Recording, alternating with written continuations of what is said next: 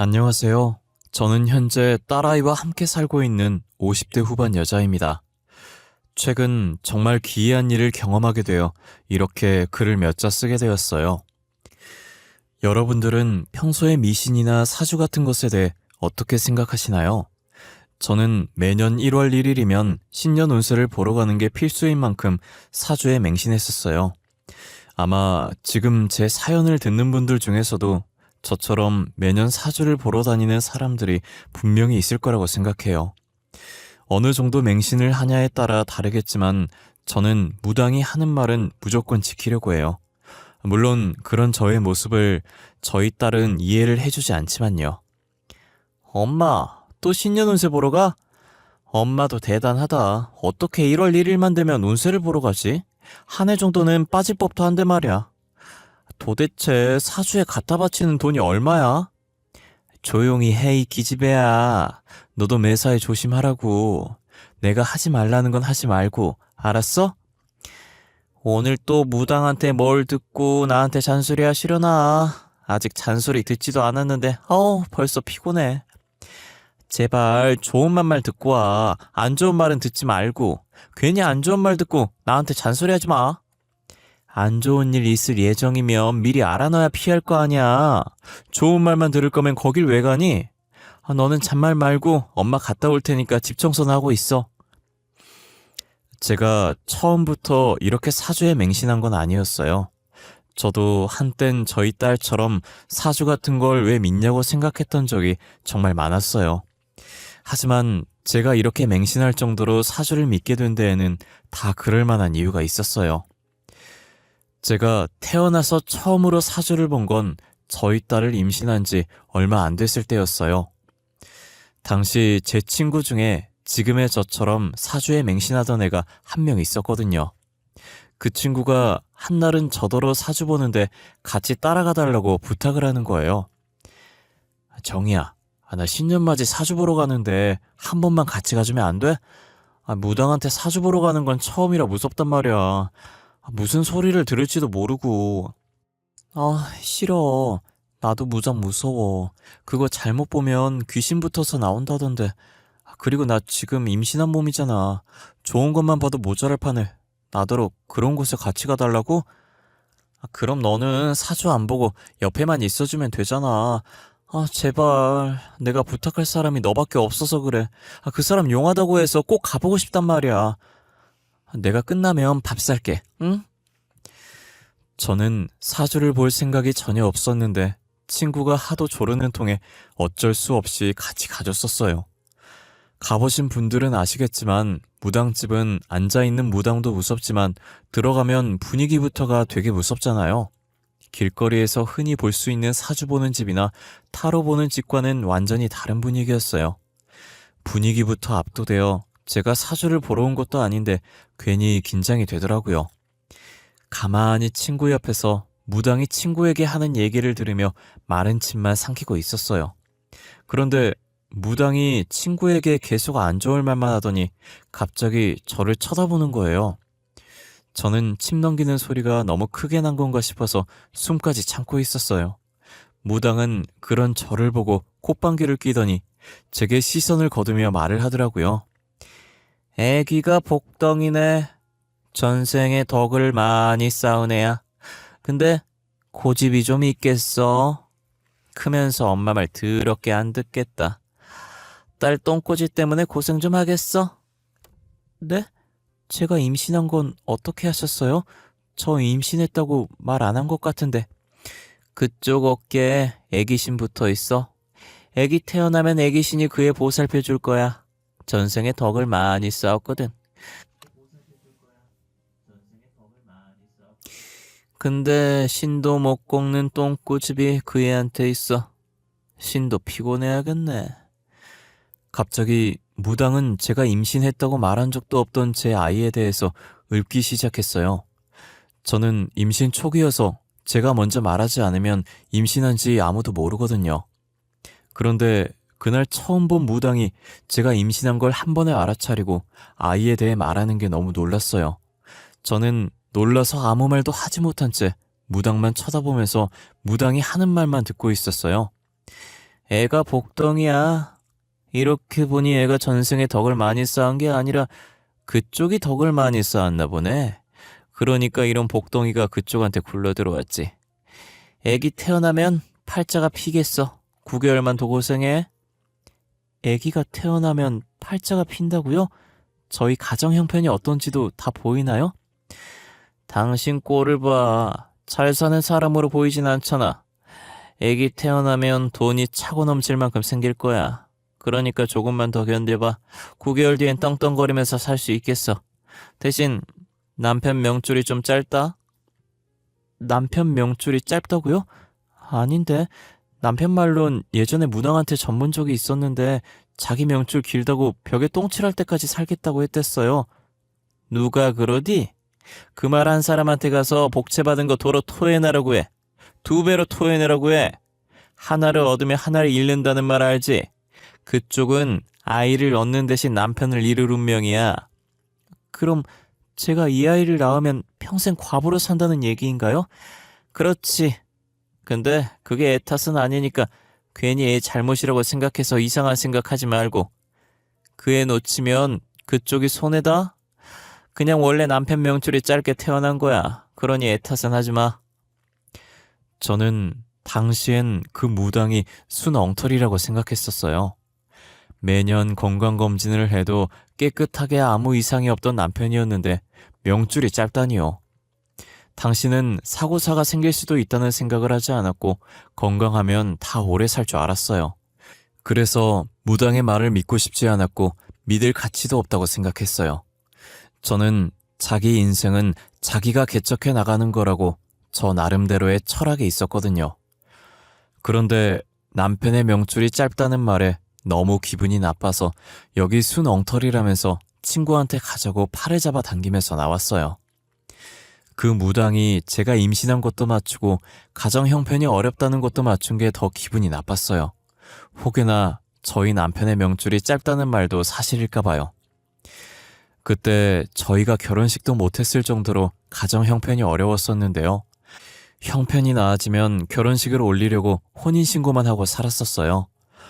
저희 두 사람도 겨우 먹고 살 만큼 찢어지게 가난했었거든요. 그런데 무당 말처럼 저희 딸이 태어나자마자 남편의 사업이 대박난 거예요. 여보, 우리 이제 고생 끝났어. 더 이상 이런 집 안 살아도 돼. 추운 곳에서 안 떨어도 된다고. 우리도 이제 집이 생기는 거야. 그게 무슨 말이야? 우리가 집이 생기다니. 내가 알아듣게 쉽게 말해봐봐. 내가 당신 몰래 부모님 사망보험금으로 사업을 하나 시작했는데 그게 대박이 났어. 지금 여기저기서 투자하겠다고 난리도 아니야. 이제 이 단칸방 생활도 오늘부로 끝이라고. 남편은 저 몰래 시부모님 사망보험금 넣어둔 통장을 가지고 가 사업을 하고 있었고 저희 딸이 태어난 지 이틀 후 거짓말같이 사업이 대박난 거예요. 저는 엄청 기뻐하다가 갑자기 그 무당이 생각이 나서 사색이 되었어요. 그렇다는 것은 정말 저희 남편의 명줄이 짧을 수도 있다는 것이잖아요. 저는 이게 우연의 일치인지 진짜 무당의 말대로 된 것인지 확인하고 싶어서 다시 찾아간 적이 있었어요. 이번엔 남편이랑 같이 갔었는데 저를 보자마자 다시 올 줄 알았다는 듯 기분 나쁘게 살짝 웃더라고요. 얼굴이 저번보다 많이 좋아졌네. 그때는 나한테 순 엉터리라고 하더니 왜 다시 찾아왔대? 그나저나 애기는 같이 안 왔어? 덕 많이 쌓은 용안 한번 보려고 했는데. 오늘은 딸 말고 저희 남편이요. 저번에 그러셨잖아요. 저희 남편 명줄 짧다고. 그거 진짜예요? 얼마나 짧은 건데요? 명줄 길게 할 수 있는 방법은 없는 거예요? 뭐야? 내 명줄 짧다고 그랬어? 아닌데. 재작년에 다른 무당한테 가서 전 봤을 땐 분명히 나한테 명줄 길다고 그랬는데. 도대체 어디서 보고 온 거야? 복채 도로 달라고 해. 2배로. 아니다. 2배도 적다. 3배로. 돈에 눈 멀어서 사람 목숨 가지고 장난질하는 거 아니라고도 전해주고. 아니, 그래서 진짜 제 명줄이 짧은 거예요? 저 이제야 사업이 잘 되기 시작했고 딸아이도 태어난 지 얼마 안 됐어요. 이대로 죽을 순 없어요. 남편은 자신의 명줄이 짧다는 말에 무당에게 빌다시피 했어요. 저도 남편 따라 울상을 지으며 무당을 쳐다보고 있었어요. 무당은 그런 남편을 보고 혀를 차면서 고개를 좌우로 흔들더라고요. 전생에 무슨 죄를 얼마나 지었길래 신이 목숨을 가지고 장난을 칠까. 향후 5년간은 여행 같은 거 가지 말어. 신이 그쪽 즐거워하는 모습 못 보시겠다네. 아니, 그게 무슨... 신이 제가 즐거워하는 걸 못 보신다고요? 목숨 가지고 장난친다는 말은 또 뭐고요? 내가 볼 땐 앞으로 계속 이런 식으로 그쪽 죽을 때까지 장난치실 것 같네. 딸이랑 와이프는 사주가 좋은데 이 사람은 어찌 이럴까. 이러기도 쉽지 않을 텐데. 무당이 말을 하면 할수록 남편의 얼굴이 점점 사색이 되어 가기 시작했어요. 신이 자신의 목숨을 가지고 장난치고 있다는데 어느 누가 겁을 안 먹겠어요. 남편은 충격이 심해서 점집을 나오면서도 다리에 힘이 풀려 휘청거리고 있었어요. 저희가 사업에 성공하면서 돈도 생기고 시간적인 여유도 생겼었거든요. 그래서 원래 미뤘던 신혼여행을 가기로 했었는데 저 말을 들으니 못 가겠는 거예요. 결국 저희는 모든 여행 일정을 다 취소하고 남편은 회사 일에만 열중하기로 했어요. 하지만 저희가 회사 성장시키고 딸 키우며 바쁘게 살다 보니 무당의 말이 잊혀져 가기 시작하더라고요. 딸이 5살 되던 해, 즉 무당에게 여행 가지 말라는 말을 들은 지 4년이 되었을 때 저희는 5년 동안 여행을 가지 말라던 무당의 말을 까맣게 잊고 그동안 못 가고 미뤘었던 신혼여행을 뒤늦게 가기로 했어요. 여보, 이제 우리 딸도 어느 정도 컸으니까 전에 못 갔던 신혼여행 가야지. 승희는 장모님께 맡기고 둘이서 놀러 가자. 어때? 너무 좋지. 우리 여행 가는 거 결혼하고 처음 아닌가? 그래도 멀리는 가지 말자. 혹시나 딸한테 무슨 일 생기면 빨리 집으로 와야지. 그래야지. 나도 회사에 갑자기 일 생기면 가야 하니까. 그래서 내가 동해바다로 경치 좋은 곳 봐뒀어. 우리 여행 가면 진짜 신나게 놀자. 사진도 많이 찍고 맛있는 것도 많이 먹으면서 말이야. 그렇게 저희는 동해바다 쪽으로 뒤늦은 신혼여행을 떠났어요. 그날따라 날씨도 되게 좋았고 화장도 되게 잘 돼서 기분이 굉장히 기분 좋았어요. 남편 차를 타고 가면서 혹시나 남편이 졸릴까봐 노래를 크게 틀어놓고 신나게 노래를 흥얼거리고 있었는데 반대편 차선에서 오고 있던 차가 이상하게 계속 휘청거리는 거예요. 저희는 운전을 무슨 저 따위로 하냐고 화내고 있었어요. 여보, 저 차 뭐야? 왜 저렇게 휘청거리면서 오는 거야? 그러니까 운전을 왜 저 따위로 하고 있는 거야? 괜히 사람 불안하게 시리. 설마 음주운전 아니야? 아니면 졸음운전이라던가. 저러다 사고 생기면 어떡해? 여보, 나 무서워. 느낌이 좋지 않아. 제가 느낌이 좋지 않다고 말하자마자 갑자기 휘청이던 차가 저희 차 쪽으로 돌진하더라고요. 그렇게 둘이서 처음으로 여행을 가던 날 사고를 당하게 되었고 남편은 그 자리에서 세상을 떠났어요. 보통 운전자는 사고 날 때 살고 싶어서 자신 쪽으로 운전대를 트는데 남편은 저를 살리겠다고 운전대를 제 쪽으로 틀었고 그로 인해 남편이 모든 충격을 다 흡수해서 저는 살 수 있었어요. 사고 당시 제가 의식을 잃어갈 때 불현듯 무당의 목소리가 제 귓가에 들리는 듯 했는데요. 저는 그때부터 사주라는 게 존재하는구나, 신이라는 게 있구나 싶은 생각에 사주를 맹신하게 됐어요. 그래서 매년 1월 1일이나 중요한 일이 있을 때마다 무당을 찾아가곤 했어요. 저는 남편이 세상을 떠난 뒤 회사를 비싼 값에 팔아넘기고 건물을 하나 사서 세를 받아먹으면서 딸도 키우고 여지껏 살고 있었어요. 딸이 벌써 성인이 되었고 결혼을 하겠다며 남자를 데리고 온 거예요. 저는 어김없이 남자와 딸의 사주를 보기 위해서 생년월일을 받았어요. 자네는 사주 같은 걸 믿나? 내가 자네의 생년월일을 받은 건 자네가 우리 딸과 잘 맞는지 확인해보려고 받는 거야. 맹신하는 건 아니지만 어느 정도는 믿는 편입니다. 좋은 점만 골라서 듣긴 하지만요. 저는 사주보다는 가끔 타로를 보러 다녀요. 사주는 너무 무거운 느낌이 들었어요. 그럼 내가 사주를 보는 것에 대해 조금은 이해를 해주겠구나. 나는 미신 같은 건 믿지 않는데 사주는 꽤나 믿는 편이야. 내가 자네랑 딸의 사주를 봐도 되겠나? 그럼요. 상관없어요. 하지만 사주가 안 좋게 나온다고 해도 저는 수경이한테 정말 잘해줄 자신 있습니다, 어머님. 저는 사위에게 양해를 구하고 사주를 보러 갔어요. 딸은 예전에 저처럼 사주, 미신 이런 걸 잘 믿지 않는 편이어서 왜 그런 걸 물어보냐고 쪽팔린다면서 툴툴거렸어요. 아, 쪽팔리게 뭐 하는 거야? 오빠한테 왜 그런 걸 물어보고 그래? 그리고 엄마는 사주 좀 그만 봐. 사주대로 될 거면 사람들 다 사주 보러 다니겠다. 너는 아무것도 모르면 가만히 있어. 엄마가 이런 거 보는 데에는 다 이유가 있는 거야. 예전에 제가 갔었던 무당은 어디로 갔는지 사고 이후 다시 찾아갔을 때 소리 소문도 없이 다른 곳으로 가고 없었어요. 그래서 친구의 추천으로 최근에 신내림을 받아 신발이 좋다는 애기 선녀를 찾아가 봤는데요. 애기 선녀라는 이름처럼 무당이 저희 딸 또래밖에 안 되어 보일 정도로 어려 보이더라고요. 그런데 저를 보는 눈빛이 예사롭지 않아서 저도 모르게 눈을 피해버렸어요. 저는 조심스럽게 저희 딸과 예비 사위의 생년월일을 적어서 내밀었어요. 애기 선녀는 말없이 사주를 가만히 보더니 대뜸 안 된다고 하시더라고요.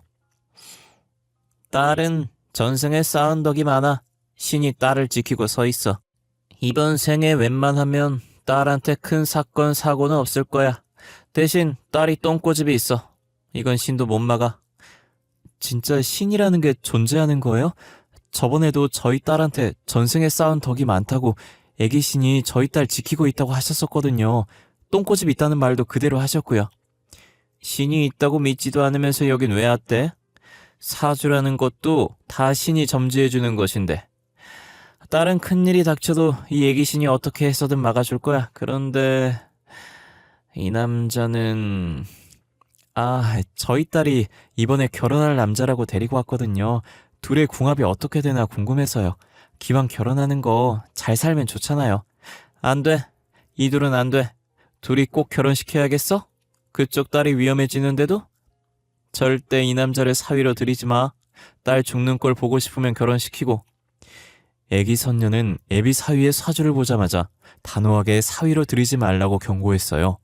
이유를 물어도 말해주지 않고 만약 이 남자를 사위로 들이면 딸이 위험하다고만 하더라고요.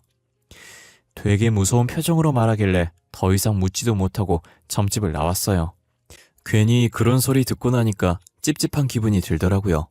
그래서 저는 집에 가자마자 딸한테 애기 선녀한테 들은 얘기를 다 해주었어요.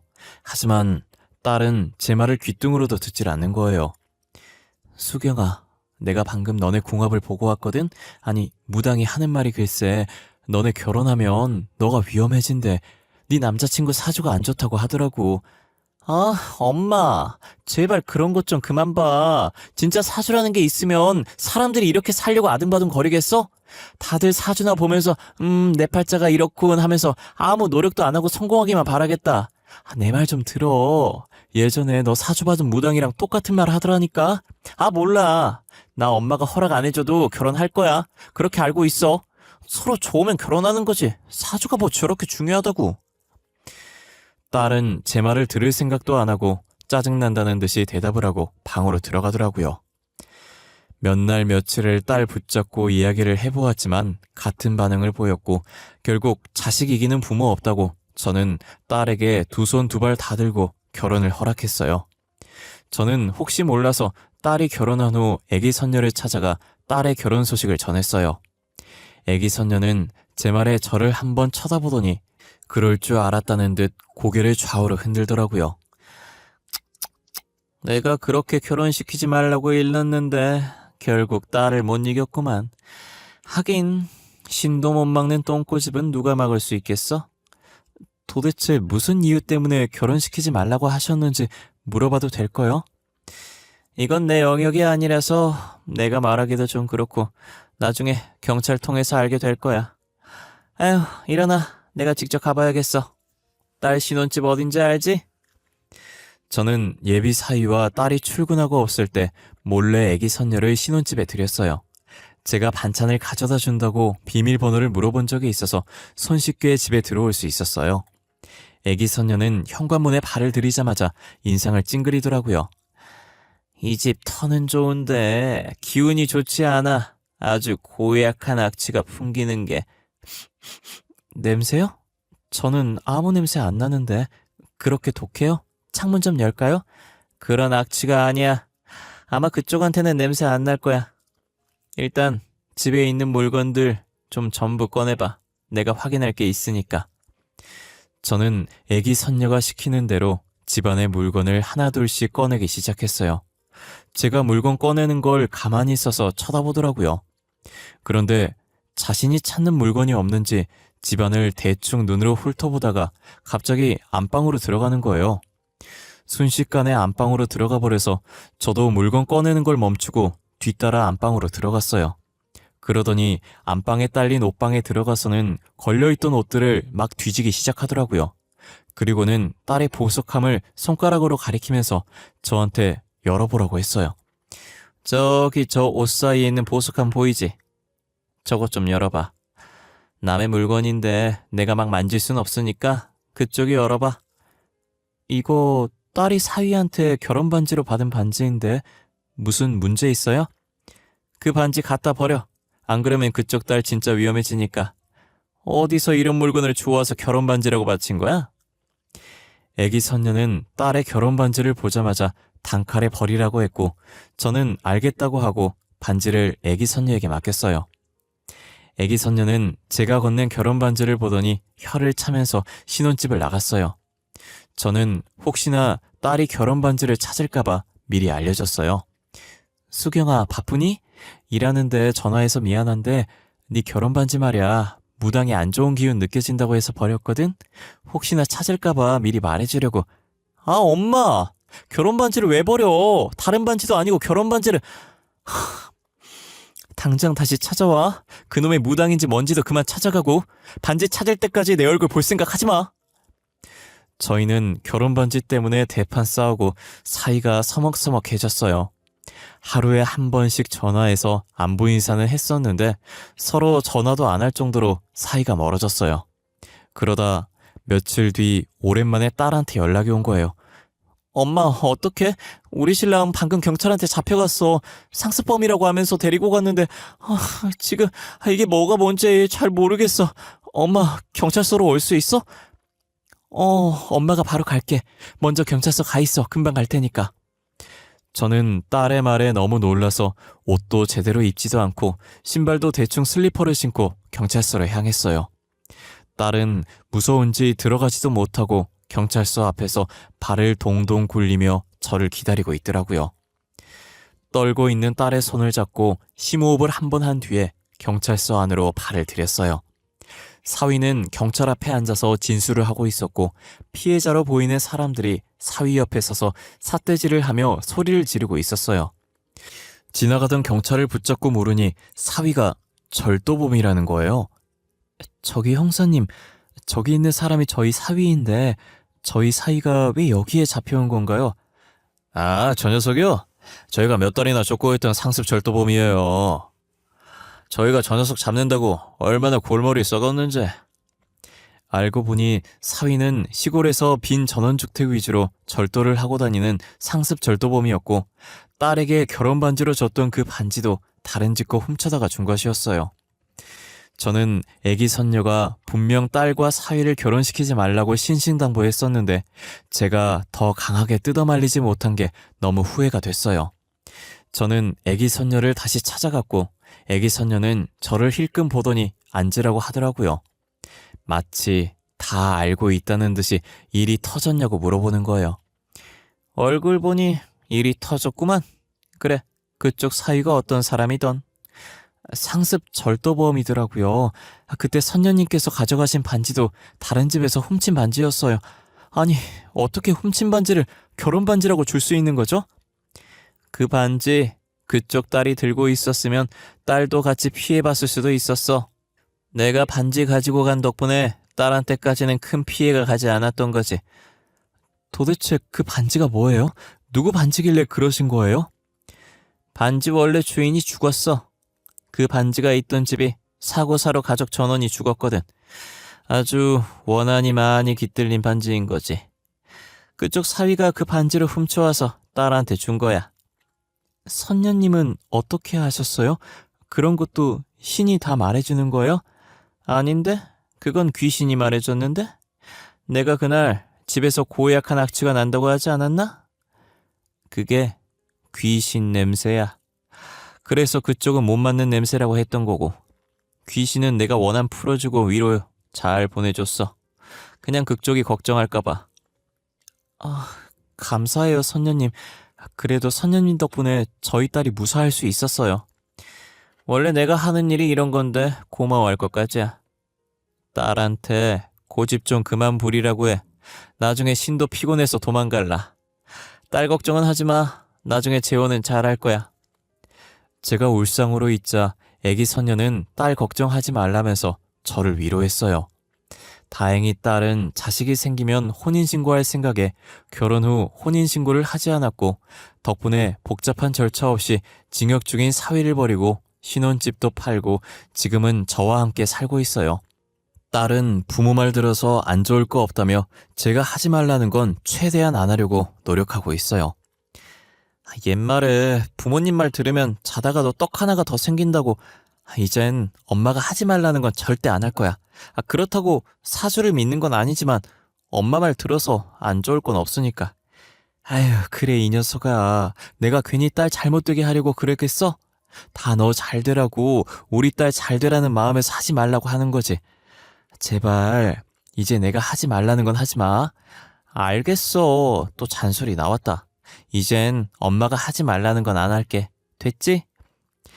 딸은 전 사위가 줬던 선물들을 진작에 다 버렸고, 혹시나 자기가 가지고 있던 물건들 중에서도 조금이라도 전 사위와 관련이 있었던 물건들이면 과감하게 버렸어요.